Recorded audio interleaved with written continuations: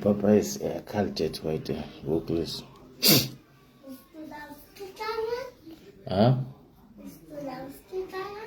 Nein, aber gestern wegen Regen, es regnet und dann bin ich ganz nass und dann später siehst du. Hm? Bist du nass? Gestern ja. Hast du dir Küchen aufgemacht? Ja. Und ist Onkel Bulli nass? Ja, Onkel Bulle auch war nass. Deswegen Papa.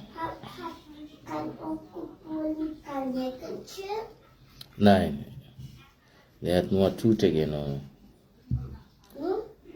Tüte, damit der Regen kommt nicht gegen. Nicht Regen ist. Aber dann später, er war trocken. Assalamu alaikum wa rahmatullahi ta'ala barakatuh. Es ngalbe konto. Al tolla nal kontona. Fio fembe jubero. Broda Musa Toure nge konto, ngalbe konto. Fio fembe jubero la nimembe na jubero ngabe konto, Guy be new fresh column dumandi. Fresh call le left modala toto. Ya ni beta fulanye corona lebela. Because ni corona kuno say mol buka hani. Ani man hani buka hani la. Ani be sa sari buka hani la kawo. Anyway, lafta diam la kola like na almamulu. Because Gambia la political betime to be Islander sile. Where Islander sile because andung akobe mujoma leti many alonko niela originally jube, they are not even the real citizen in that country. Although near banko la kaito soto ini mo be albe equal right le soto banko nyinka, but banko nyin na dino beta kanyame say mul nyata kan hakilo tu bakel, andung Gambia dingu manyan sonna mole bo from somewhere yenana bankol kan karan la because of na kindness and na hospitality nga mello na banko kan na alfa le mello mol kana wolta advantage ka blam fon la alfa la na banko kam all because of on behalf of the muslime anina like medium kam men wala Musa boto nyinti adama de alengan hakilot. Yes, Mr. Janko. Wa alaikum salam wa rahmatullah. Alengan hakilotu nyem mosi falto anu men yalon ko ye fanke dina karannal te surtout la na mfon la Gambia dindiun kono alal hakilol tu because nde me yen jakal Gambia kono bi nde ngamira adama di nali karanta nin karanna siyata nyanta kila banko la benefit let ndenga mira ko nimmulu karanta nin karanna siyata society ko ndenga je ko banko nyanta develop lale banko nyanta peaceful lale banko nyanta respect ko soto lale bar Gambia ta ndemalo fo karanna siyata na banko kan nyame fa hambaliya fana siyata wo banko kan je wonyal because adama diul surtout la dino la karola ni karanta ite nyanta wisdom soto lale because e kakuma kan men kara wala mu kila sallallahu alaihi wasallam daji kolju nabiyo mo koton daji kolu saibol la daji kolu ani alala qur'an kulo muna wo mammo men kulu itata kulu no la ko deke andu wo mammo men daji ko fale wo kulete nyin duniya ko men be daji ko fale na ko deke bare ali ngaju be bi na men karanta itata Saudi Arabia nyol to meltata Egypt nyol to karon la yela jiko jube ba fo la karam nyay na faale soronte la Gambia because nimmo nin karan na siyata banko kan alkali hakilo tu nyola hakoto la alkal nyo bunyale karan nal dambang alkal nyo bunyale karan nal dambang alkal hakilo tu nyotole karan nal dambang alkam nyo kilinan alkamul aldaji ko ni wala ka banko jama diunta ka falindi ke ka atel ke ila example bar fonte la Gambia karan nal bimbo système ko no ba hani na karan nal siyata nyamen ila nyokon nante ya fanan siyata wonyale andung a balafa warta keta maloti bi kara nal damban wala kata lor nyole ka nyonene men yalon ko de sokol sunni itel yalon ko itel karantale ye kila ebe kila la silon no may ke fe ahlus sunnat. I don't care whatever because nde esa jola sufia ba sunniya ba it's none of my business. Na business o menti wala muslime ya nyi nganna salo ka nyama o toye bantala benne ala le tema ala mbula sarle far sallu lo men salila ngabula wol noma ha for sunniyala for wahabila for sufiyalam it's none of my business. Na business o menti wala muslime ya nyinti e mo menti as far as ko mo muslimo menti that's what I believe. But sunniya janna wahabi janna salafi janna sufiya janna it's none of my business. Because at the end, albeka munafo kala Allahu kala Rasul, albeka munafo kala ta'ala, ala kote kila kote.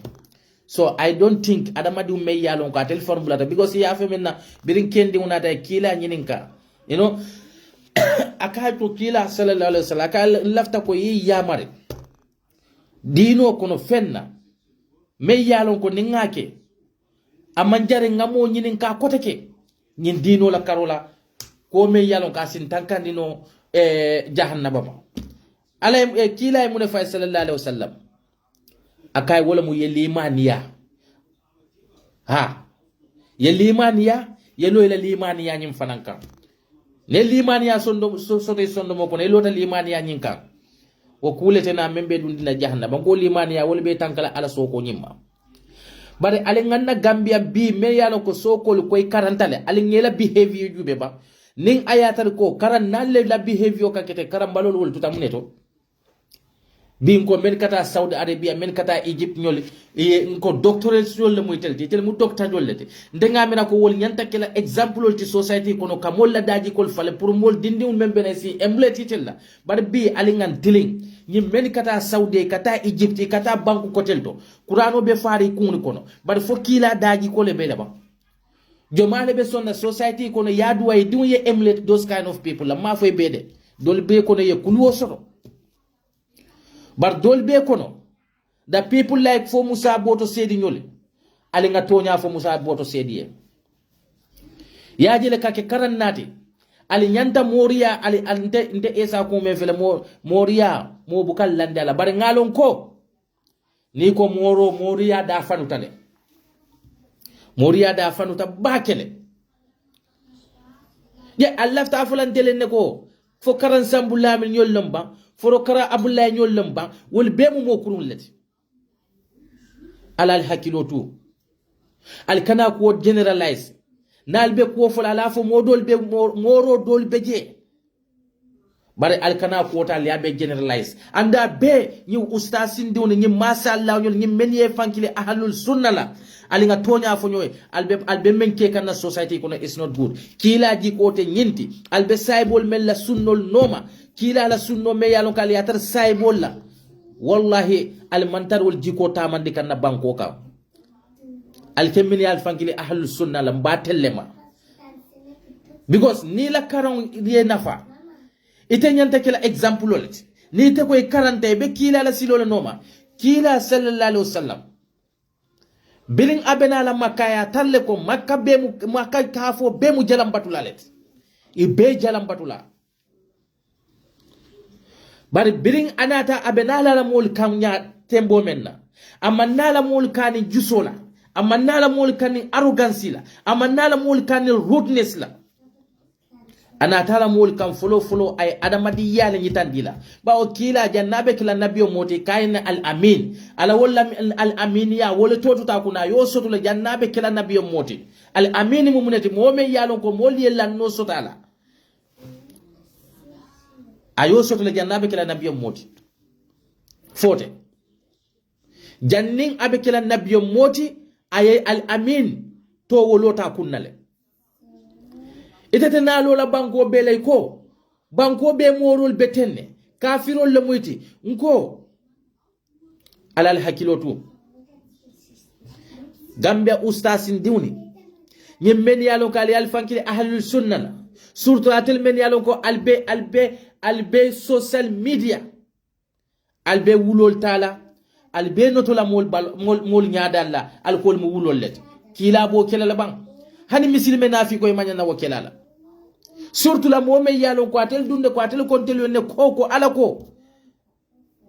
ke kila sallallahu alaihi wasallam men fo wala mo ko khairukum man ta'allama alqur'ani wa 'allamahu al be mo kendo al be mo nyimma al be fisa man tomu molleti men yalon ko ye alalon ye qur'ano long e kan namol ci kay kelondi wo qur'ano la biatil men balsi sol konkon na kali arabu kawde moy al tata arabol le kono al benal be jutula alfal alal hakiloto alani nyin alfal men yalon ko I don't even know them.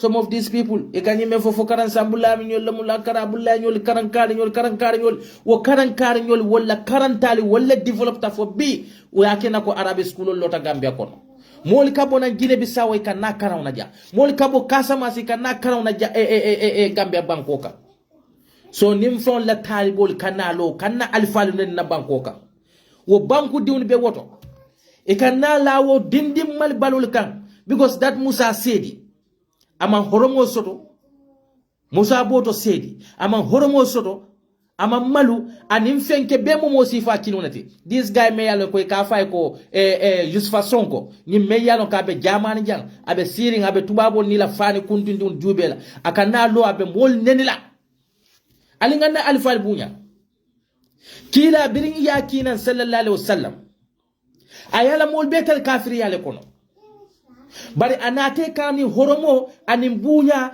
aningla alfaya palaso ayati ka yadila ama nani kan arrogance la hanni ayata ko ite aje ko alhamdulillah ndela londo futata dame na alfa la londo man futa woto inene te kani bunya la bunya dambay ko bunya man ko men sino moma hormanta yato sino lema nene roman ko men sino moma forcero to sino lema ite ko alfa man tar sila kendoka wel ibunya ban ye horomo tilingela ndele horomo ni mbuñale lo na alfadu moro be manke mo kurunti de atelle ka fo mole de bawo nabila ayub kurantale fotumbol kadunga jato kono sangi keme jole ayub be kurande bar birin ayub be ala pareta ayub jarala ay mune faye ngamira kayne ko isi obu sa bankola jiole be bola je nyin jiyo men kabo je ji min talamu ala subhanahu wa ta'ala aballa qur'anu lo kono de abe qur'ano le kono akaye si jiyo nyim mu jileti me yalon ka min jiyo be diari isama e balola nabilay ayub birayo jiyo min ay jiyo susa balola woluna kende ata adu ala man sakilo ne ko ada madune atelle kafo dalla kitabul al ko kila ko hanni nyin dunya fion be qur'ano fanan kuna disem dabe jela ko hanni dunya yiri juwo be ngabe ke kalaliti nga dunya fan kaso be ke duality duwa men ka safero ke ako dunia fan kasol be jalale dunia yiri juwol be bannale wallahi mate ala taala la kota fan ala nafa men atola nafa akota fan man futama woka mun nyitandi mulla ala nabe diamula ka diamu hakkil malle ngo ngamira tel usasul ma sallahu nyala tel kamul talke alka setan alka kamul jara alke jara men ngamal kanal ka qur'ano le karange tuloko alka qur'an albuka qur'ano be karange tuloko alka ayol leta ayo men yalo ka tel lata ko nyimbe setano baylal munakinal koke woto moro be manke mo kurunti ntema fo moyta moria ngalon ko moro me yalon ko imam molon moy wuli ya ko nata karle ya katinya nata karle ya fanye nata karle ya kala hajo tinya wallahi wote keno la moroti mo me yalon ko imam adama diulo birin kila kale tembo mena wala ta baqadu wala ta dabaru wala ta najasu kila nyim be fala alkana nyo kon alkana nyo dabar alkana ke nyo kon hasidilanti wallahi mo nin birin kila ko alkana nyo dabar qur'ano ko alkana nyo dabar woto ni te lota dabaro kayte manke moriti wayi ala nya silanna membe kila la siloka ha bawo kila ko sallallahu alaihi wasallam la yu'minu ahadukum hatta yuhibbu li akihi ma yuhibbu li nafsihi al dokil na liman yate timmanola fani yefen kanu ibadi ye men kanu fay woto momme yalon ko kamuru kata moro meya e ka fay ko kari do ku nyala do ku etinya kari do ku nyana la mol temo etinya woto keno la moroti mu setan molati walla mu molte men yalon ko ala ka fo wolle la izala kullazina amanu ni ko mole ka limaniya kalu wal ka fo ne ko amanna ntel liman yatale wa iza kalau ila sayatinihim kalu innama nahnu mustahijuna ibe o mor si fallema men yalon ko ni koye ko liman ya alala ni ka faale no ko ntol liman yatale bar ni tate futata setanul ma ka fo setanul fane ntel natel mu innama nahnu mustahijuna ntel kedatel setanul ma ko lalade woni manke morul tide al kanabula al falbela wallahi ate keno la kukurunti alfa me yalon ko ay mol londi qur'ano la ay mol londi hadiso la mol ko hani tubabol e believe that traditional highly fenkola le woto nini moro la moro dol beje walla ko kana kinna ko ye moro beke mo kurunte bula alfa kendo bela nde date moriyato de wallahi mbediyamu kam midiyale hanim badin kilinte lola je memba fule ko walla mote lola gambia fana kan ko to ko be social media ko esaje wala ka fela ko kare ta morolia walla ko ay moleki moroya na hajite je bal ndela ta dal ko birin kila ko tumo men na ko ala hadiso to ako adamadi isutiyata ate ala taala la ala ka sutiye lale ako nita te yate ala taala kanate ala le ka kite kanu ka tambi te fauna ate bari daye kanu ate ka ke tuloti men ka moyru loke ala subhanahu wa ta'ala ate le ka ke nyati men ka jero ke atele kake buloti men ka fewni siti wata ka wole fo mun naja manke ko ala fama be kele abe yele mala be kele buloti e bulobe dun na ko kuto ala be sambala ku kendo le ka wodulado e nyaabe dun na ko kuto ala be jendira ku kendo le la wodul ay modol be je wol kela lo beke ala le suto lintilo wala tinna ko ala ko ala ngate nin dewunta ngate man satalla dani bari ni tate dani nola sutiya momen sutiyata ala la ni yol dani fotana le bola ba bawo ala fon ko mole qur'ano ko na tabe o sabila man anaba ilayya ali bula mola silo noma me ya fan sente alama nadiyata ala ya safo ko ali bula na silo noma hanide bari ako ali bula mola silo noma me ya fan say alama wallahi mo me ya fan say alama wote mo dabar la kefa mo me ya fan say alama wote mo do kula ke fa mo me ya fan say alama wote te do kula ke dabar ke la hajol tinya mo men ko ke setan mollom al kol bonde nyodal kana bula molla alfal bela moriya da fanu tale ngo birin kila to mo men na alakay ko al arabu asadul kufra wan nifaqa ne arabul al mukutun kannol leti al mo jawol leti bar fabe arabul bela ma fo kila manke arabot sallallahu alaihi wasallam Usman bun Affan arabolum Umar bun Khattab arabolum isilo nyo kanyul bemu arabolle bar Qur'ano fon ala ya fo kila sallallahu alaihi wasallam al arabu asadul kufra wan nifaq bar fo yakinna o arabul bemu kutun kannolati ba fo kila mu kutun kannolati ba woto let us not generalize nini moro la ideology mambeng mafo ko men yalon ko ka dabaro ke kamol fa e ka dabaro ke kamol la kultinya wol manke morliti wol manke wol mutapale wolati bawo adamadi men silanta alanya adamadi men silanta ala subhanahu wa ta'ala mi ake mirala alkamalu da bawo alay men fo man kana yarji liqa'u rabbih falyamalu amalan salihan wa la yusriku li ibadati rabbih ahada momo lata ala taala benyo yala akoy be bara kendo le kala baro me yalon ko sama ite silala ala benyo yala ite fulaka fulate fanan alama woto moro me yalon ka mol dabar ke fa moro me yalon ka safi o sare mol ladula to ke tinya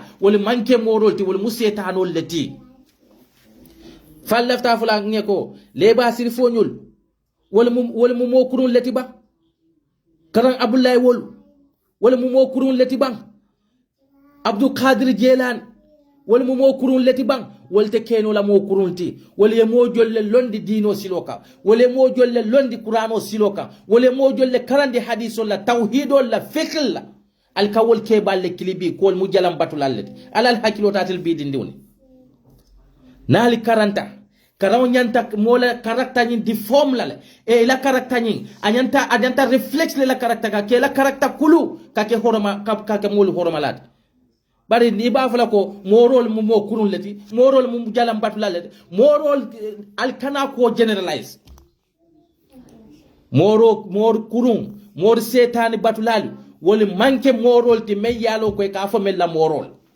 nyamo e kar nyul mo moru kunda ko lete tela kordal kono talibol le kata juruma de gote be lon la qur'ano la mo membe mo karandi kan qur'ano la abe mo kadene ka hadiso la ita dun ko ita mo ahlus sunna lati bar ke ba membe mo karandi ka wo ahlus sunna yala ita ka fo ko kafiro le mot ndella ma fauna na wo janga kundal na mandika kunda maka kol banda wol ye mo jolle londi qur'ano la ye mo jolle londi hadiso la ye mo jolle londi tawhid la ye londi kullo la kullo men yalla ko be fanna fala nabilay Musa birin alaba kila nko ala fon kalen ne ko kullu say is lahu sababu fewfen sababu le bala fewfen ay sababu le soto nyin dunya kon walakin ala kale ko inna makanna fil arda wa atina kullu shay'in sababa fa attabi'u sababa fewfen abe nyin dunya kono ala ya dada sababu le kamma fewfen nin ala ya dada nyin dunya kono ala sababu le kala woto wo sababu nyin ala fon ne konya fa attabi'u sababa albula sababu noma albula sababol noma kuran la tamol kanne ye jara qur'ano la qur'ano ye kullo jamale soto ni tema wo kullo long ide barkana bula mol lade ma fo ko yeta setano la silota bawo qur'ano te mo tinyana birin tumo men nako qur'ano ko wala ta dabaru alkana nyo dabara alkana ke nyo tinyalate alkana ke nyo kon nan teyalan woto tinyar lawte tan la wo qur'ano kon momo e tinyar momo e qur'ano ye fe use ye mol tinya e ma bondi qur'ano kon qur'ano dadar la dambande boto isi qur'ano afenko dada mole ye mol hakilo diande isi qur'ano dada mole ye mo hakilo bondino kukurun kan moli leptan jaralo traile jayman jarano itata na traditional wela itata qur'ano silol ta ye noma qur'ano ye jara woto al fatamulla al falu nenola ni manke kilbawo ko itemu ahlul sunnati itemu ala itemu kila la silo dambanne noma e ko men mandar kila la sinoma hannin ayatar wolbe kila la silo no bawo ka hadithul lakara salo fon dino fon jenana ni ne sunna bonde je te fentula je bari te lafta woli la kurtu siwle kundu walla ite lafta wole ke nyame kol manke wonyama hanni ayatare mantar sila kendo ka diamu yani horomola alfamen siyate fati asiyate mamati e kallo walla keneni e ko ite mu ahlus sunnah yo deni roje jomale ba birin tumo men na kila afandinne kita aba jahliti ite si wo dino kanu nyawnya yetambi kila la sallallahu alaihi wasallam bawo ko be kila la silo namu ahlus sunna mu kila la tati ani men be kila la silo noma bawo ko be kila la silo noma mun be bulala mo nenola ngaje ko kila jawol ye ko men bela ka baray hormole tilila wo jawol nata muru kadunga la dino ko amam hormanta yatili mola kila fandima aba jahli abota membala ye fo manke kafirole barat jomale ba fala ko kila nene lo tala ka neni ka doya kumo fay ko because of amanala dino lo kono hani kila e aba jahli kanule ana ala wo kafiriya be ana ala wo balang alama be wo baken nako kila ye boato kila ya nenele aya nenele fo tumo men na be danku kan alama kila be sir ngabala laban alay mune fay akay kila innaka la tahdi man ahabbat walakin Allah yahdi man yasha akay kila akay ko etete mo kandandi nola ilafta menna barinte ala ndele kam mo kandandi men diatanye akila ayenyum fay aba jahli la ko to fente ay kano men soto aba jahli ma ala alfalo ma do ya dala kafiriya be so ite ko ebo kila la silole noma ebo kila la sunno le noma ite kabula alfalla men ye soto imama dulti ebe dira ebe joma la silo noma ebe joma la silo noma ifanyinin kawala alinga dina alinga alfal bunya politiko kana kinna ko nganna alfal doya politiko kana kinna de bawo ala kundiaje ko ala kale ko wa khairukum man ta'allama alqur'ani wa 'allamahu albemo kendo alkono alfisamanteya alkono wala mu molti men yalon ko ye qur'ano lon ebe mollonde ka wo qur'ano la muna e ma faale ko mansa alama mansale tafasi men songa ala fisamanteya alkono ate qur'ani kono mansala fisamanteya maybe katela nyin kitabu fengol mel tajan aba dari nyole aba fandan kal gel ko nyaaton ko te bari ala men fo nyaaton ko la ko to qur'ano kono nko lonnalu ayole fisamantade nyaaton ko to goto al bonna lonnali nenila ni mansaliye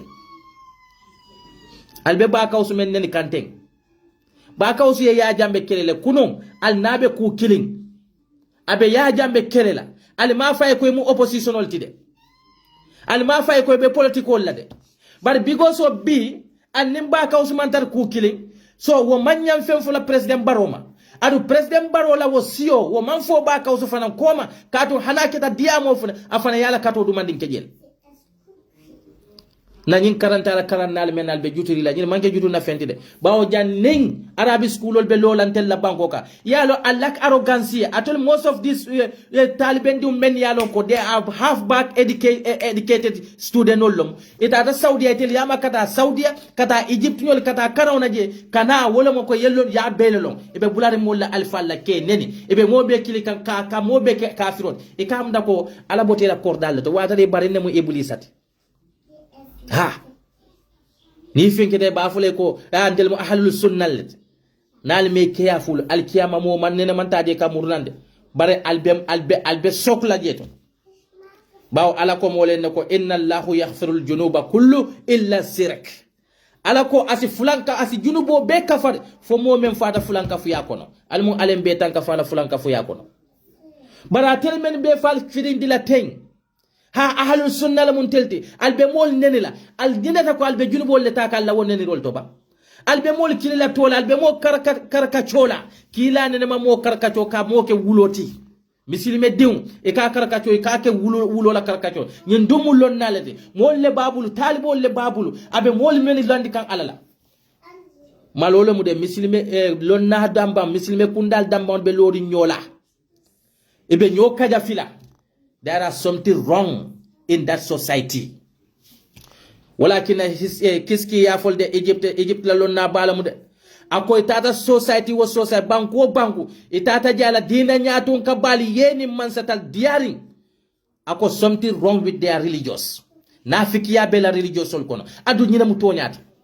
Mansabu ka lonnali made bar lonnali fanan ike hakilo to mansatole bawo ite ka fo mel yalon ko oppositionolo atel be men nasilo no mabi West Africa wala keda imamu majhabul imamu maliki ani mansal ye problème o sotle ngo mansa jamal le tameta de men ye lonnal soronde mansal nabiy mol soronde de woto salon ko mansal ne jebeje ibuka tamana alal siloka namruju nyolu ini la wosembo be maje susula liate halaki ale mun nyitan dala ini la sembo be you are nothing e maje susula kensen wala nata yate halaki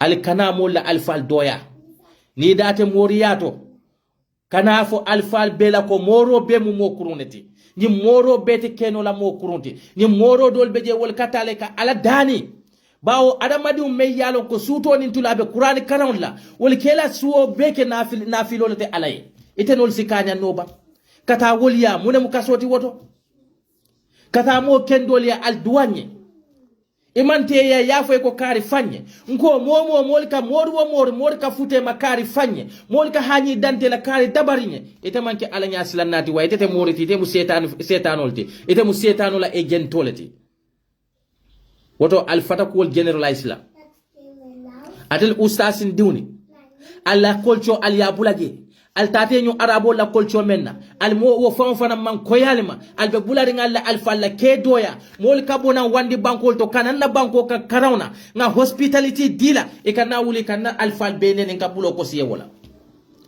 hani nyaale mata isi ole banda talo Saudi Arabia mbe bio famento de talo Saudi Arabia wala talo Quraysh kabilo kono iko abaja halimu kafiro leti yenneni lo juro ma yajube anala wo kafiri yabe ta al gal kata Saudi Arabia alta al yakoto boba al yetali abaja halini ligi al yajube mune be kelalla yil dul mu kafiro leti bari alalla al fal bunya ndenga mira society nillo nasiyata je wo banko nyanta kuluwo sotolale wo banko nyanta tala nyatule bar banko me yalon ko lon ko karan nal siyata je wo karan nal nata ton nyo konnante yato woto there are something wrong with our educations wallahi any education ama reflect on your character. It doesn't change your attitude. It doesn't change your bad behaviors. That education has no use. It has no benefit.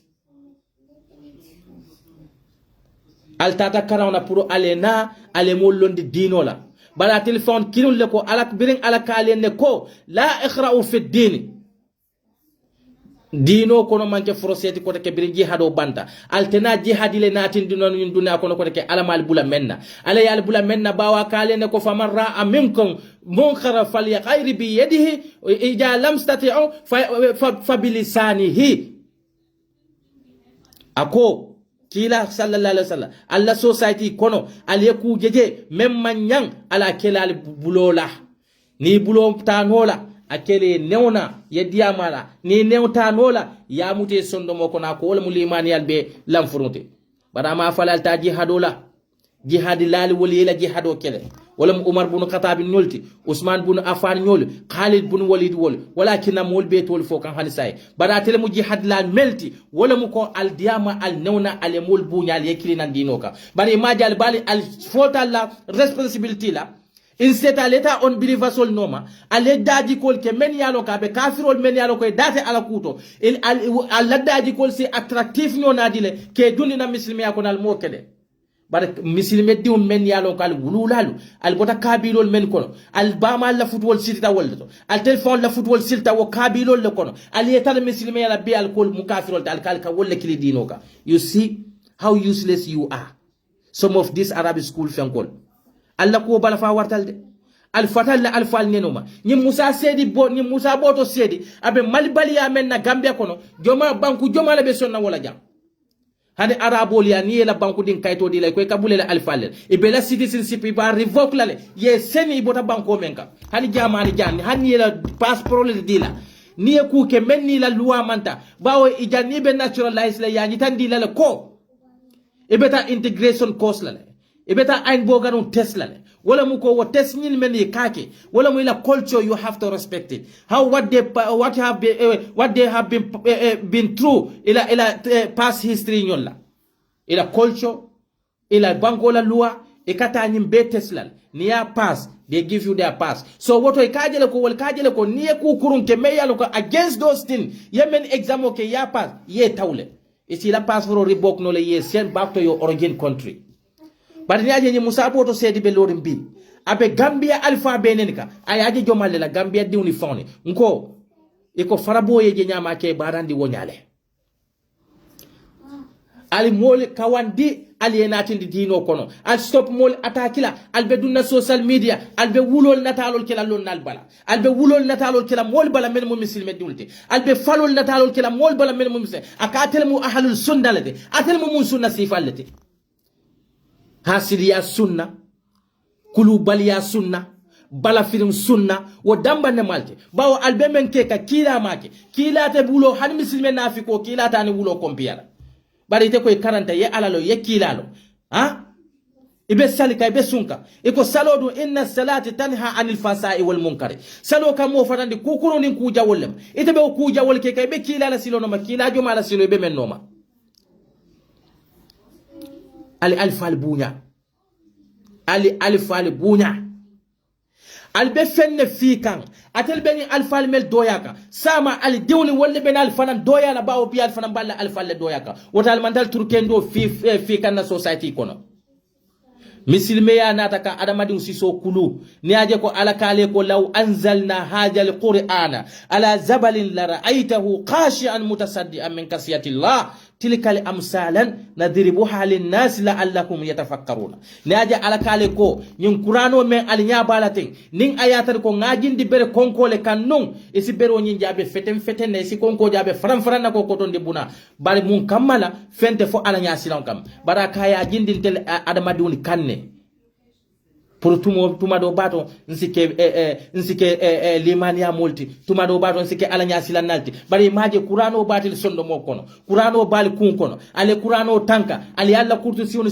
kuntu o maldaji ko falindino yela kurtu si on kuntu fay e kelonto ebe mol nen ka social media ela wo kurtu si kuntu na fale yela kurtu si on kuntu ye boda bula ebe social media ebe mol nenila ebe wulu natalo kila molla ela wo limania na fale ali dino tamandi dino membe seneyaren ali dino tamandi dino me yalon ko ala yali yamar walla kila ali yamar walla kila mammo bula kata mo neni kila mammo bula kata wulo ke mol natalola ala stop ala la alfal bunya nali yaje ko koy mantal e la dino mal nyabo alte kan hormola alte kan bunyala ko min kila tata makkan kol kan tumo men na biraye tar kafiriya kon amanta mo neni de amanta mo neni nka telle ko sunno albenyin sunno men noma atelle ko sunnatul fa'al sunnatul amr sunnatul mustahab sunna saba wala sodota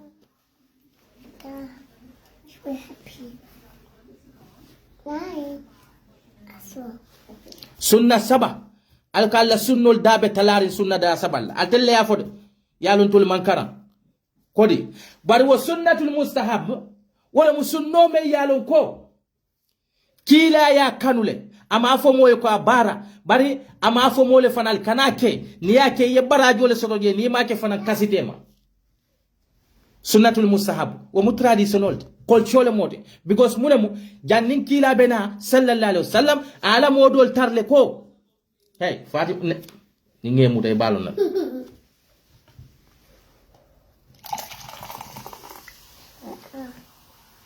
Papa, sieht das gekauft? yeah Nicht Mama? ala mo ay arabol tarle ibe ko dol ke ka jannin dino fon benala bara ma jube ko nyile nyil ke kafiriya watole wotalin kano adop bari na culture dol beje traditional dol beje wol nim muslime ya tatale wol dunta sunnol konole woto nin kila sallallahu alaihi wasallam anata arabol tal kafiriya kono ila ku kendo dol beja yol adop bi wolle ke da sunnol tin dino kono je atel man karano wala woto ntel fanan nani alfa la bunya woto bunya fanan ka bunya roke woto keno la ku karonte dino kono way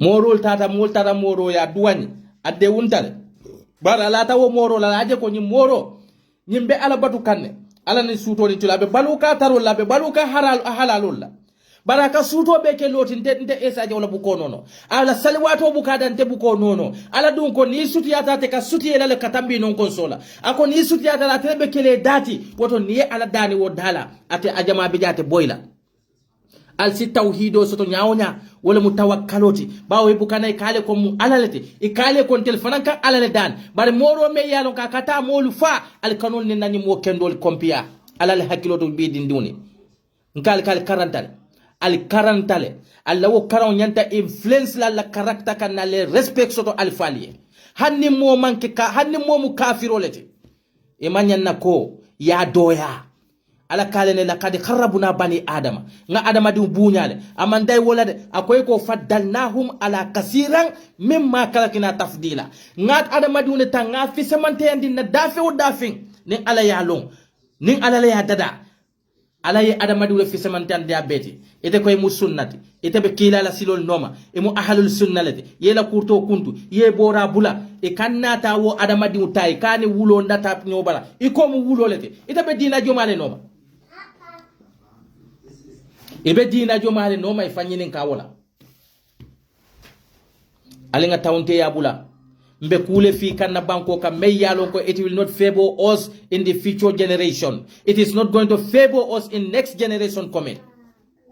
Alinga daji ko tutu daji ko kendo me yalo ko sama ndun si proud no ala but be natel be alfal nenka because aka tele arabu kauna moy fatel malo language is just a language, is useless ning arabu kauna me yalo kal be proud lala albal fankela ko ma telle mo bani kuresi kabilo la nyato kolti albe bulala mo la alfal wa alfal manta saudi akarawna de bari telle kuranos tutu gambia kono aljama be wur kambi albafula fa ya sheikh ya doctor ni man doctorol soto e man doctor title soto mo ma fo ye sheikh barin ko ne karan sambu karam bullay karam lamil karam fantankal karam kari kato muleketa ye mol bondi dibolo kono ni ade biatel bal si so konko nal tata saudia ala ni nyin karanta karan nalika wala leta mo bukejo atel felente hani dara nal lafta mol don al kamol bay dara kono fuaro men yalo ko imela dawalo fanso de don lafta kakara alke bayal la darat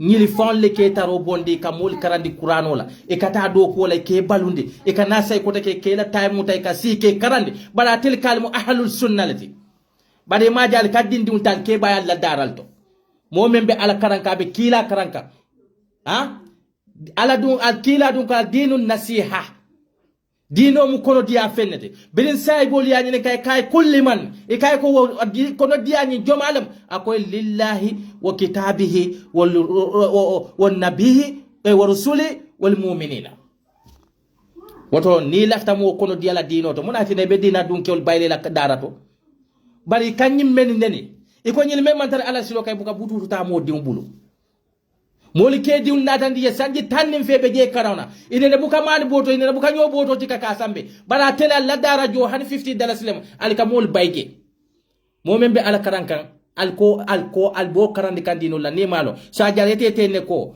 waytu dina lom baliato wole fisa ite la kodo ida kodo re yoso albe mo jolle bayka talendera school ka mo jolle bay ni mela school fi sol natin ha bara bial be men neni kambi ni tata la nyin dara ndiwni beto alka kodo ta molbul bi boarding school Quran memorization school alala Qur'ano me yalon ka nyanta kala fuaro le fenneti katu muslimol jikin kamu Qur'ano le muslimol jikin kamu la dinol te be alla boarding school all the Quran memorization school today minimum 20,000 in a year sama do kula jol wala diun ka wala diun was ila sama do ku kodo ka 20,000 dino ila so amunta ko bi ni manke bannati diun buka Qur'ano kara bar kunum fuarol wala diun ka Qur'anol kara ka Qur'ano tankay ka ke ni ka nake la satul kono al mamult bi al mal bal mal al kal kana wala doya al kal wala manke dina molt wala mo jalam batulalt na le problème o so wid moro lalta moro kawandi men yalon ko jalam batula moro men yalon ko e kata musol ni ke dabar ke la futwo tinya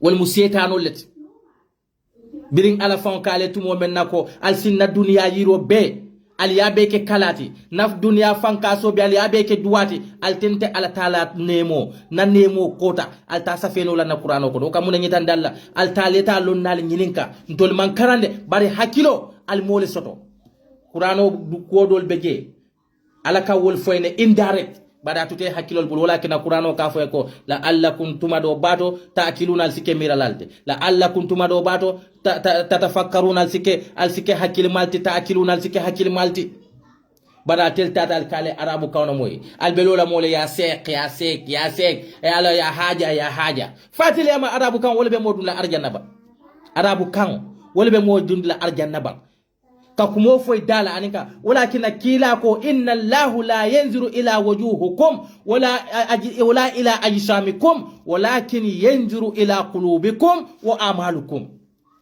arabu kamo nya dube alama mola nya bu nyi nyalon amela nya dala nyi nyalon ameba bala jata la nyi nyalon amela kallon ya arabu le fo ya chinese le fo ya kambodi le fo ala molon ala kal sondo molo kono jube alla sondo mo kola an alla baro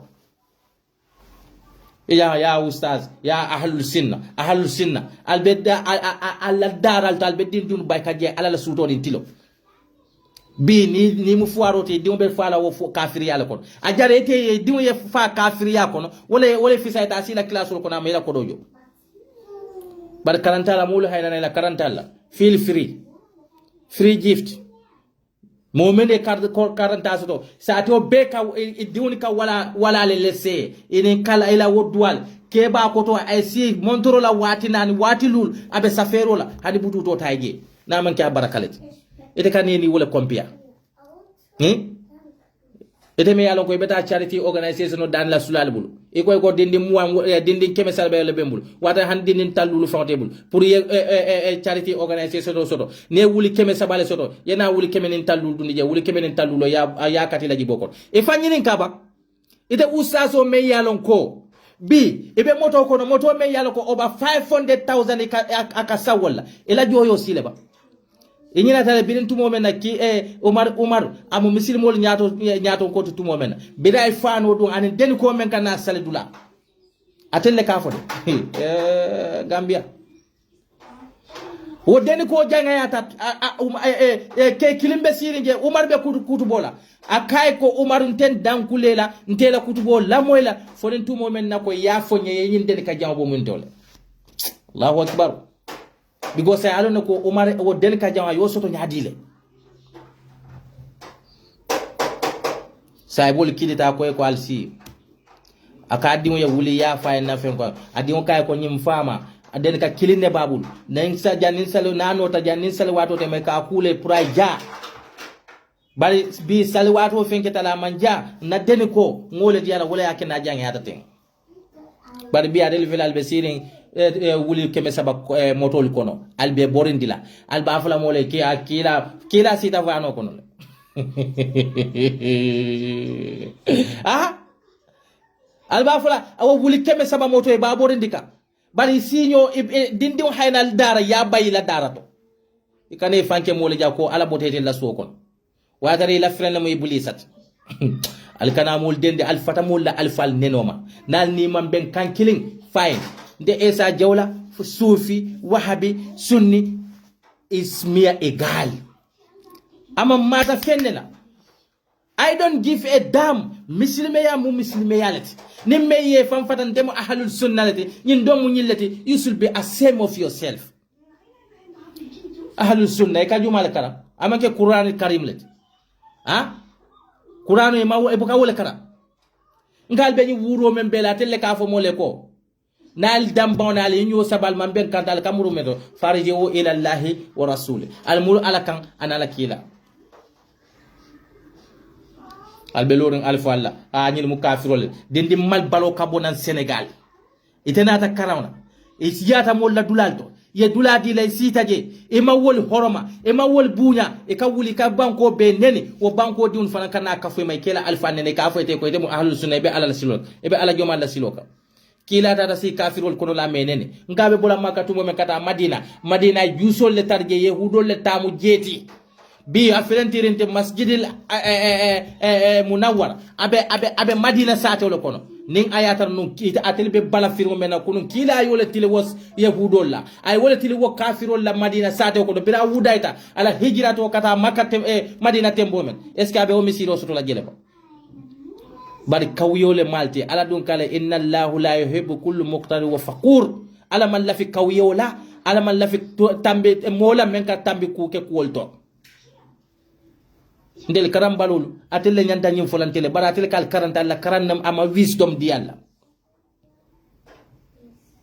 ning anin alfalu menal ke do ya ten ala ta ko la nyille dino sindi gambia kono nyil tamate si on la kata egypt kata karaw nyini ngedo e dol manta egypt ye sanji tante mo tan sabole study bare maje ale barako kela kuoto ha fental feñu la jalousie de kiliu jalosi de kiliu aliyal boral bula ale mol bula ninja kewla hanne atare ko atelle ya fo molal ko kila ko al marwa kullu jasadiha awratun illa wajhi wa yadayhi wa kafayhi wa rijlihi atelle ya fo al ko kila ko muso balo bema ngay bolete na man ka bulu tewle bi al buka musol bula fen ko duna ay la bulu tewla al ka fo han bulo fodo bi kila ko muso balo be ma ngay bolte na man ka nyaadal bal bi al buka fo muso le nyaada mura atelle dun ko kila ko kuoku moli make num niya kuoku kuta yanati di dino kono fa huwa faraddu ilayhi ba murun dile male bi al ka musol kila ko muso balo be abe ma ngay boleti na man ke e nyaadalati e bulutinjo aning isin jambo bari bi al kal musul bula kawasul dunna al yebule nyaal mura la ka fani ndul le nyaal ka al kontelu ba mal nyili wal manke muslimol wal ni lawo muslime ya baliyat atella musul be nyin beba e be nyim mem be la ke nyaal ka e be kawasul dunna al ne ke jere be woli wulula ba ite woli wulula le kadal man ta toñaka bal nawo ba ma men yalo kal ko wal mantar ku kalama wal man dino long walle woli yol wulu ala man ko man sati al dino sinema ke ala ya fale inna allah ta'ala tayyibu la yaqbalu illa tayyiba ala mun man salati membe senya ring abuka fem muta mem man senya falsis dina senune sambanal kal sawoy kali albesiri motol kon albeta arabol 419 albenal albeda randin kili yella o darandi o fal beddin diun bayla je ni man school jo soto muslime diun ka bay ka kana ala karabi go sama ko do ditela nyin dombe sira la suwo kono akala tili bulo bula ja ka mol karandi a fawne be balundi ka bututi buka diala ikeni wo compare e ka bula wala ko nene you de chris ifele be social media iba ta kan dron ibe wulol tala ba ataji lan ko demalo nyil fon wallahi our governments have to they have to react against these people. They are so arrogant. ila master degree holder fania kulubalo la master the rootness degree holder wala wo Musa Sonko abe jamani janne akavo mole ko aboy ko atiyani kila bota korda kilinde Musa Sonko na be fenkile ya sek wallahi haji Allah wallahi haja majnun wallahi haja faqaru abbe kuma kuntan arabu kan kuntun din fo ba amira ko alkiyama loro bari balon nala ko almum be futa kaburo ko kayra kono nali amira ko arabu kan wala bal dunna arjanno ko abe koylal mal altita ala karanna altita tale arabu kan moy dural ko butuwo aldata ale hadisul karan ale hisab karan albena ale arabu kan moy dron atal ko inna lillahi ya dunya yentel dan albena al bafla ñoy sek albe mol batan albe mol la alfal nenila fo kila nata albe kila mena silono ma bena maka kono ibe kafir fo ya akina ala mol nenil ame neni kila mala mo neni wala tinna ye convince ay bunya sambeka ay horomo sambeka fo laban ay be dundina dino kono o furu nal be lori social media beta sulali asada danola mol diwni fon hayna series wo kono e man ala lonno e man sunna lonno e man quran lonno because ko tebul bari ñun to alfal menal ke ni neni mol ke di diw ya bulo safere ke ta yasinde karantala akiline kebe karande wali sate mu mol leta keke lonnalti bial ko wolle mo jalam batulal atele mo sifalle no bota jenna dibitol Gambia dibitol be na fikiya menna yes e pareda okay but wala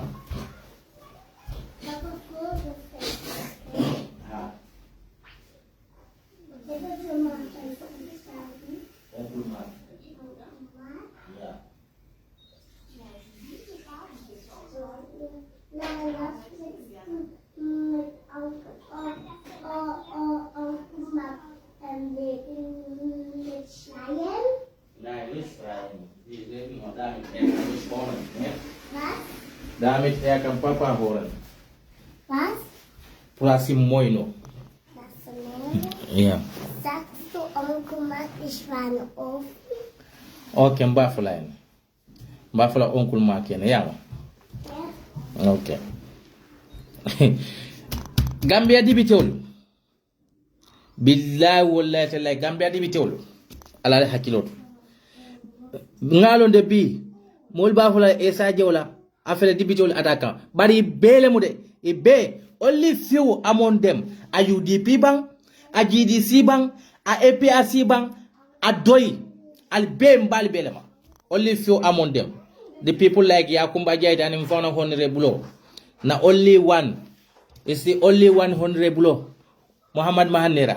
These are the only people many yalon ko yela do ko ngale Gambia dibitol je e yom mo kurun ite keri yenyin corruption o men beje Gambia banko kan na dibitol lamu dibitol because ite alon ko Adama Barrow corruptale Adama Barrow la man sakunda corruptale Adama Barrow te Gambia diwni makoy kan na dibitol men yalon ko be jikira telle kan nko atelle ben nya fitala wo dibite buna al katanna kodo tal ka approval ka de mo corruptuna yeah this 2021 budget year over $700 million is Aliola approved in the office of the president.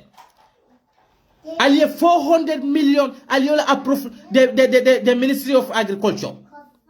Huh? Na leptanol to over 1 billion plus. Yeah. Woman fem fali mola health sector.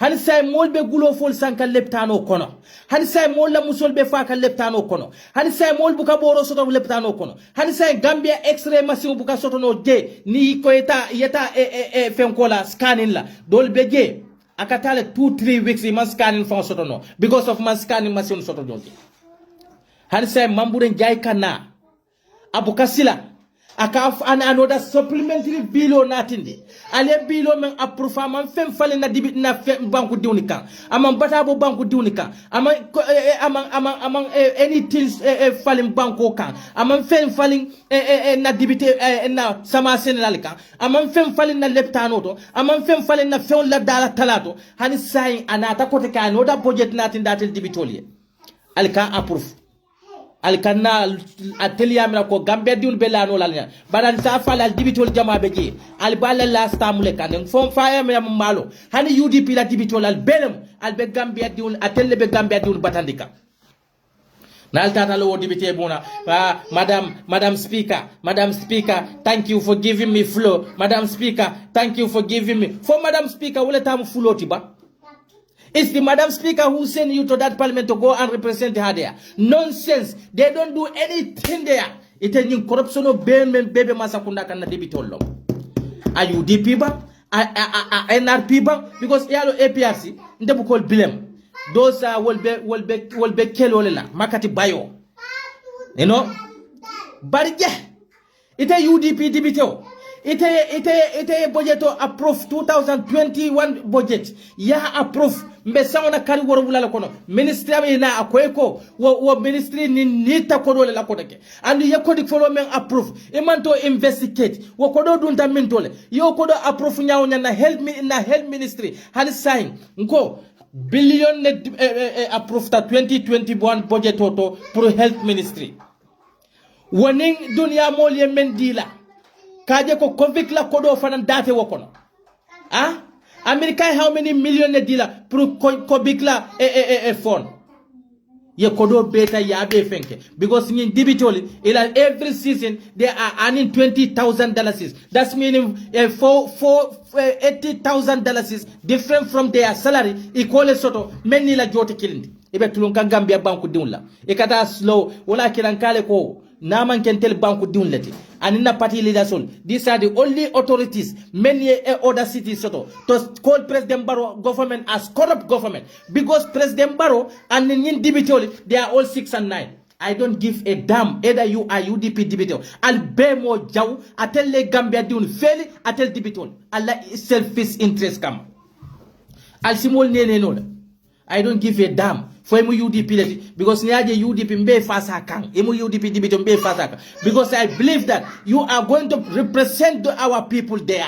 You are going to defend the interests of the people in that parliament. But na fikolu alkamol la kodotali ya approve mansa kundae akoy tali malako mansa kundani they are corrupt people they ite fa ya ko mo corrupta ya project follow approve femmam falling ya approve mento yeah how many billion approve pour health ministry molbe glofol sankanje han say musu meroni mfawla musole mbari musole be faka leptano kono the maternity labo because of lack of equipment, lack of proper training, lack of the medicine. Han say wo minister kana akafo iko I need another 1.7 billion imanta fem foje yeah you know Mr. Thank you Madam Speaker tilo mu be Madam Speaker nonsense Madam Speaker thank you for giving me flow you know Madam Speaker my people are hungry Madam Speaker my you know this but this 13 million I don't agree with that Madam Speaker you know this but let me check it Madam Speaker you know this other one but my people I think this one is good for my people because my people did food nonsense. Tilo Mumobe, Madam Speaker, thank you for giving me floor. All that what they do because of man. Yalo memfona ko they disappoint Halifa Sallah being an experienced MP. Ite kana sona bogus. No Gambia ate ntefa malo mbele ala mena koteke. I don't know. Wala kinanko UDP 2021. Do kwole bembulde ni many be yalon ko be jeto e man ta defending the right of the people all they are defending e be nyaani no they are all pretenders ngin dibitolu e be in Barrow 6 and 9 ite dibito ite corruption of fembe mafoko nepotism when you come in terms of the employment nepotism you come in terms of the you know the other sectors wala corruption isa fono ko ite dibitol bulem laje yeah but when you come in terms of financial discipline the corruption of the finance ministry the health ministry mune change today what have changed linata the security sector still police will beje no vehicle yeta na santoto leptanolto no sanitizers no ambulance even drinking water they don't have there after approving over $1 billion for that health ministry Yena koteke, you bring another supplementary bill. Ikana ikafomole. I need 1.7 billion. Yale munek. Mambren guy because he's so smart than this. Some of these people, many aloko they are like me, grade 6 graduates. Some of these MPs, I don't even trust they are those grade 12 result. I don't believe them. Fuaro dambani ya 10,000 yitate ladro abanta. Allah interest na tata low parliamentary. Madam Speaker, you know, Madam Speaker, thank you for giving me floor. Madam Speaker, I thank you for giving me floor. You thank Madam Speaker for what? For that's not your work to give for. Is it not a work for Madam Speaker to give you floor to address the issue of your people? All they do there, nonsense. Iteka kodo approve moy. Eka na fundi ka fomoleko. This government is you know, Barrow government is rampant corruption. Who are giving him money to do the corruption? You and Barrow, you are all the same. Because you are the one approving the taxpayers' money to go and do no rubbish with it. Our people are suffering. Why can't you deny the President Barrow to order you have for health minister, you have for finance minister? You know what?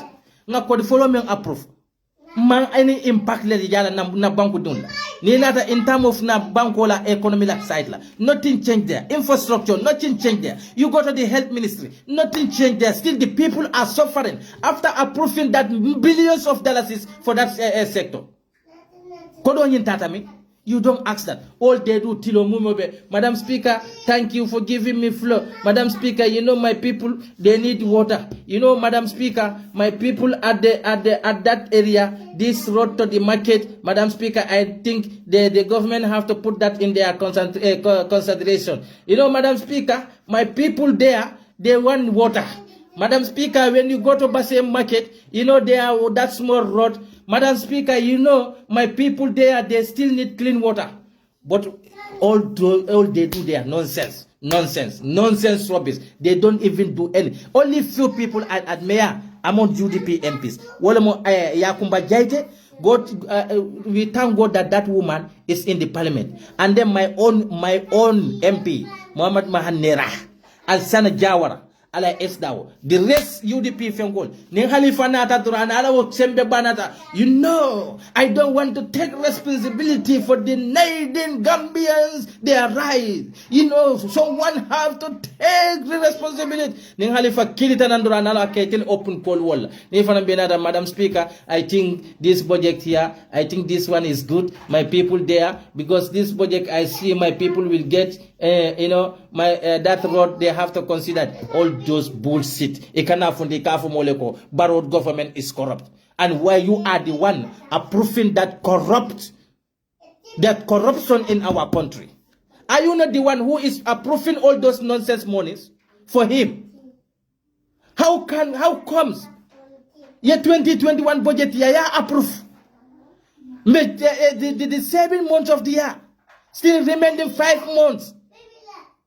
Minister kana murikana akafe I need another money. The first money you approve, imagine ka wo keta nyadile ka tu yalo na kama any effect nati na molika ama any impact le fale na community solto ikana mole ka ta lo bantala. You should be ashamed of yourself as an MP. Ika fundi ka fo moleko. You know this government are doing rampant corruption. Who is helping him to do the corruption?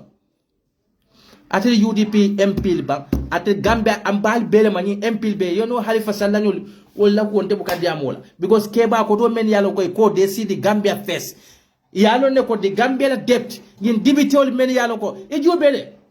You know, Madam Speaker, our debt, you know, our debt is now 77 billion. You know, since we came to this parliament, you know, we approve like 31 billion, we approve like 35 billion within these 4 years. Within 5 years, ya Gambela 22 good years. The MPs, many are kekili rubber stamp MPs. They approve only 51 billion debts for APRC. It's another within 5 years you approve 34 point something billion. That's meaning ya Gambela 22 years divided by 51 billion is like, let's say ya Gambe is using like every year ya Gambe is taking 2 billion, 2.2 billion. Yaya Jammeh was taking that as a debt each year. But President Barrow, this 34 something billion divided into your 5 years, that's meaning every year you are taking more than $6.2 billion. Useless MPs be sirinje ni tata fen kotono. Hello, Mr. Speaker, you know my area we need water. Mr. Speaker, I think this project, you know, my people need water. Thank you, madam, for giving me floor. Madam Speaker, you know, I thank you for giving me floor. Madam Speaker, you know, dole football now. I raise motion ko Fatma Jawara natenala. Madam Speaker, this is not fair. Madam Speaker, I raise motion. Do for counter motion. Nonsense. Bankudun are outside. You are playing with their minds. All these MPs, they all fail. Whether they are UDP or you are NRP, all of them, they are all wicked and corrupt. How can you tell me? What do you want me to believe you as a UDP MP that Kafanteko Barrow is corrupt? And the money that Barrow is using to do corruption, you the MP who approved that that budget. You are approving the budget without taking it accountable, without accountability the government. Where these monies are going? What impact did this morning ngani budget men approve? I more impact le natinka. Why we approve that 1 billion plus? Nothing have been changed in our health sector. You don't do nothing. You don't say nothing. All you can do in the parliament. Madam Speaker, I thank you. Madam Speaker, you know this constitution section 25, I think my people need water. But this other side, that place, my market area, the women cry. Women cry. But the money you approve for the women's matter, where does that money went? And you come out from that parliament, you go to the podium, sit in the media, and tell the Gambians that Barrow government is corrupt. How foolish one can be. What make you to think that we have to put our trust on you? Because all you are interested about the $80,000. It MP feel after their 5-year mandate, they still have over $800,000. But the ordinary people who voted you to go and represent them into that parliament, you are not considering those people. You want to, you know, purify yourself, but make the government dirty. But you are the one approving, helping government to do that corruption with the taxpayers' money. Go to our village. How suffering our people are there. Is it not the same government? May Yalonko, they approve $8 million. And the speaker in the parliament. Na speaker member parliament nyin député kilon le dalaso million say kala moto song. Is it not the same MPs? Many aloko they approve $2.5 million for the Bakar Badi, the Minister of Youth and Sport. But the Ministry of the Youth and the Minister of Youth and Sport may aloko ye 2.5 billion approve for la moto song. They never check it. What that ministry is doing with the money they approve for him. How many employments did that ministry create it? They don't care about it. Go to our villages. This disaster manketa thing. What have they done for the people? But you, after so many innocent citizens, the poor citizens lost their houses. They lost their every foodstuffs. All you can do for them, go and give them $2 million to share within themselves. Some got $250. The nonsense governors, you go and approve $13 million to go and buy the vehicles. Who approve those money? Not be you. Nonsense. Is it not you MPs? I tell them I approve. All this corruption in Barrow government is our MPs, either UDP, NPP, NRP, they are all in one puzzle. Itelebe Barrow mako kanyin corruption obela Gambia. Itelebe ma fa itelebe ka kodonya approve. ntel bamañul be batare leptano to bañul be talaje al tulo bala na musol be fala wulu dulato sungure meru jolle fata within this 3 days okon. They don't even care about that. All they care their salaries, and they are coming out telling people that Barrow is corrupted, and you are the one approving all those corrupt money for him. Who's stopping you to reject those bills? But Nina Talo, hello Madam Speaker, hello Madam Speaker, thank you for giving me floor. Madam Speaker, I see, the minister should explain me what this number 3, okay, but this other one, Madam Speaker, I agree with that. Ekela hypocrite jele ka some certain issue letate ye will contradict ye na muruna nkoteke the whole issue ye na beta ye na for, but at the end ni bena sira, oh Madam Speaker, but I'm for this bill. I think this bill is good for our people because my people are suffering, but I think this one for health sector, the bullshit people, the first money you approve for the health sector, you don't even know where that money went. And you are hearing that the patient, many aloko, they have to go and do the dialysis. Many aloko, they have liver, the kidney problem.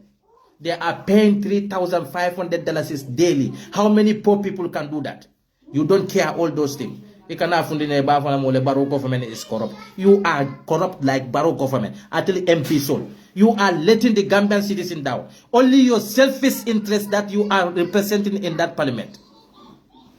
Aliama mulbal fasa la wokar obadi ya fasa ndesite fasa nte ba ma be batari wo santoto la ndesite fasa do manuel be batari ko han ni be pati kiline be non sen soke kay be banko be la na floti nyala e ga UDP la MP la molte alinkana fenkelan nal be non sen so nali ya ken kal jayde nali ya ken kal pen kal tankle ban nali kuriya ken ba folal male katal be kuriyalla and barol be dende ka gambe dun la na floti nya. How many of them reject this bill? This recent supplementary bill. How many UDP MPs reject it? And you are in that parliament talking rubbish with they think that the grammatic is the progress. Dolbeje Danieta or parliament or Casile follow grammatic kilo ikawole twenke. Miss Dolbeje Mr. Grammar Nulamul. Dinate grammar ball for at the end minister. We thank you for good job. What nonsense is that? You are thanking minister for good job? After wasting the poor farmers, the poor taxpayers' money, thanking him for the good job he is doing, spending Gambian taxpayers on useless things. Ite MP imam malu, imam silang, imam balafasoro, ibesila. I thank minister for the good job he is doing. What good job he is doing? Huh? Ning ayatare ko ikafuka our economic race. The economic impact should be reflect to the poor citizens. But the canal, that our economic are being increased. We are creating this, and then none of these MPs, whoever, I never hear them asking the government or any ministry, how many people, how many employment do they create within these 4 years? They never ask it. And then when they want to look for the fund from the West, they will use the same youth's name, youth's employment. Why they employ their wife and their nephews. The other children are suffering. And these useless MPs who are supposed to represent and protect the interests of the Gambian citizens in that parliament, they are fighting each other and fighting their own interests into that parliament. Barrow government is corrupt. Are you not part of that government? Because government have 3 organs. That is the executive, legislative, and judiciary. And you are the most 2 important organs. That is the executive and the legislative. The legislators should protect the interests of the majority, but not the interests of the executive.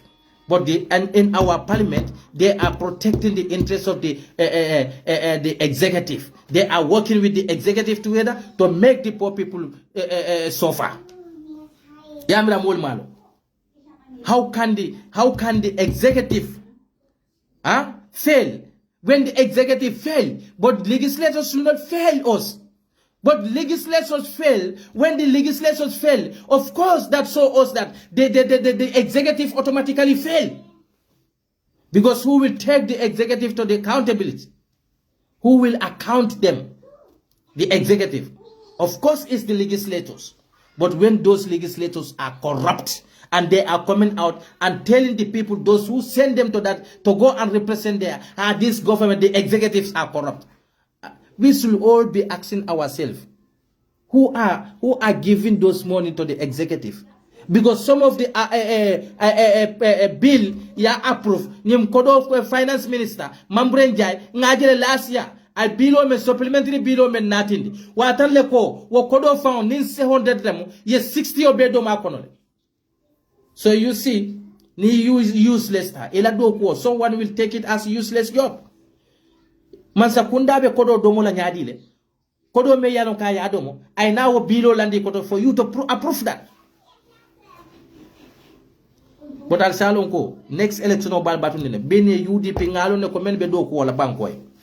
Mol ma fo kaleta UDP la interest fenke wod latol ndel kale ne ko the majority of the Gambian solar interest baral mantar je wala alte UDP la interest le je alte Gambian majority la interest le je alla poso la interest la alla every city nal ka $20 so men soto je e $20,000 men soto je aleta si je Madam Speaker, you know, Madam Speaker, I see this bill, Madam Speaker giving me, thank you for giving me floor, Madam Speaker, you know this other side do it bara motion.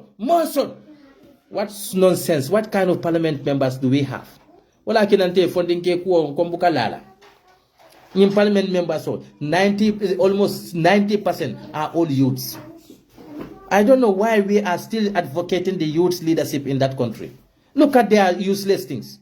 In the parliament, we have almost 70 to 90% of our parliament members are all youth. Look at the catastrophe they are doing there. And we are still advocating the youth leadership in that country.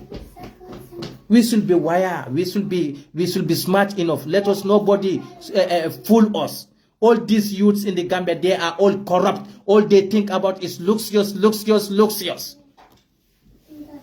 But they do forget the poor people. Ministry of Interior. Instead, downsizing the military and empower the police. If Ferendamban organize. Sen jotai Mambren Jai Bailamil Job Tangara and in Joba Kota Alai Sise Nyoy from Sen Jotai Nyoy Sedo Sin Hales Badole in debated dial on Besirin Jeto Iben Nakodo Kasara like Katika Kadila. You cannot fund the Bafla Mole, you know, Baro government is corrupt. Government is corrupt. But you are the one approving all those money for them to go and play with it.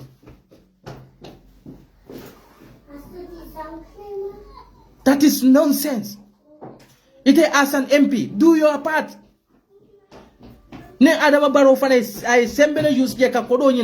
Then we cannot put blame on you. But that all this morning they pass through the parliament and you are the one approving them. You never reject them. All you can do nonsense minus. Mambrenjai kamuneke akalo na ko nimbe nila 1 billion nila I want 1.8 billion natindi alo no kalba kuntula nyaaw nyalte futala 1 billion ate sulata men na yosoto albe loro woto. Madam Speaker, you know, my people need toilet. Madam Speaker, you know, our people in the market, they need proper toilet. Madam Speaker, I think this other one, but you are there. GRTS, the people, the victims of the disaster. Even 10 million, they never share within themselves. Yeah, muneke 30 million for GRTS. Say BRTS, the Barrow Television Service. That useless institution to take the Gambian taxpayers, especially my people in that provinces who cannot even watch GRTS. All they are doing nonsense upon nonsense, chopping people money. People, our women are dying in the hospitals. You go and approve 30 million for that useless institution called GRTS. Huh? And you want people to clap hand for you. Yeah, UDP MP la muidati. Ibe nonsense ola, ibe mola mol batandila. Until Bama la haina sirin santo to bori keso fontaine left hand. And over 1 billion, you only approve 2021 budget. Kodo yin tata me, munational manyininka. You should have asked Finance Minister, the budget that we approved for 2021 budget, over 1 billion, and this COVID fund, where all those money went? No, none of you Who asked minister about those the whereabout of those monies? But it's Sinalo Jang. Madam Speaker, Halifa Sallah Kebaba. Akalo, I will not be part of those who deny the Gambian citizen with their right. What about the first money you approve? Where does that money went? But nali benyola jani ni election emu UDP MP leti emu feng MP leti ni robeske, we are coming after you people. Mol ba ma nyol besiri was anto to wol be mira kala bor question la kata 13 million tanyis useless governor men yalo ko na fikiani ka mol dundi nyola ka satol dundi nyola la selfish interest katal president boot lekin la ko la hajo mol al kana fuaro la ko do ta ka wo approve wole ngone ajam be nyim bulonda ko ne tellam yes ne ajam be nyim bulonda ko no e tellam nene mu ne kada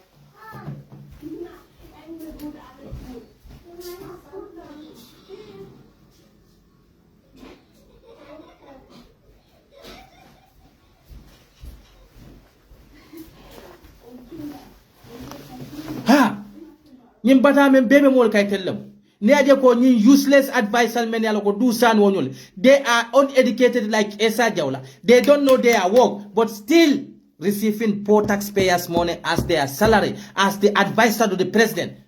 Many yalla ko they think that President Barrow appoint them to run his political party for him.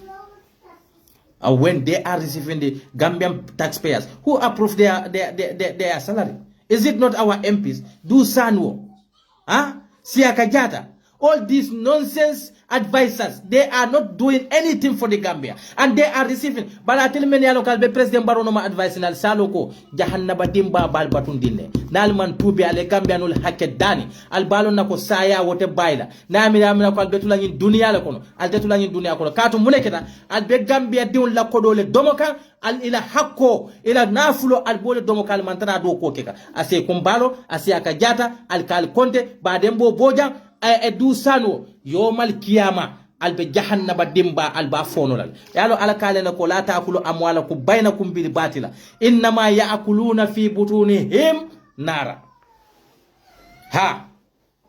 albe gambia diwni jahannaba dimba kono albe ko do fonolal bawo yalita ka doko ke banko e but instead ale doko ke banko e albe banko la salary takan on behalf of the alla doko la al mantar wo doko ke kalbe doko ke NPP like if the NPP men yalo ko wolle bar joka for NPP la bar joka bar Gambia di unal nyaabe nyim bela yalo farabo ye nyama ke bara wonyale ne aje ko ni nonsense so bebe ke la nyimbe ke la Gambia damban as an presidential advisor bankola nafulo wole kaddu kunto e mantar campaign la moy fo political party e kamta wole be joka ite yanda president advise that the matter the issues that are affecting the Gambians.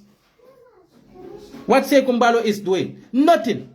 What advice did he is giving to the president about the matter of the youth? Nothing.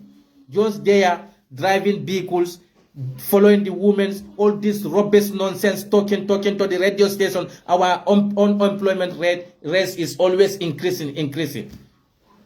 Anyway, mbedana jana mbafula albe assalamu alaikum warahmatullahi ta'ala barakatuh. For what ko den ndunda men kasola dura yale hako bondi nye adamadi yale bo nyama. Yeah. But Gambia mfana kube mfambul ni implemental care al solon a UDP bank a NRP bank a FEOFEN a PDOIS itele form a bet. They don't care us. They pretend that they are representing the poor people, but they are wicked. These MPs, nanyim parliamentarian, nyilten tele bondilat, barawula nyim corruption no be itele a cost because itele ka budget onya approve, and they never ask those budget ye men approve. Ikodo keta nyadi. So nada do ya Madam Speaker, you know my people need mono. Madam Speaker, my people they need water. Madam Speaker, you know I see this other area, this one doesn't favor, but I think the whole this issue and for this bid nonsense. Assalamu alaikum wa rahmatullahi ta'ala barakatuh.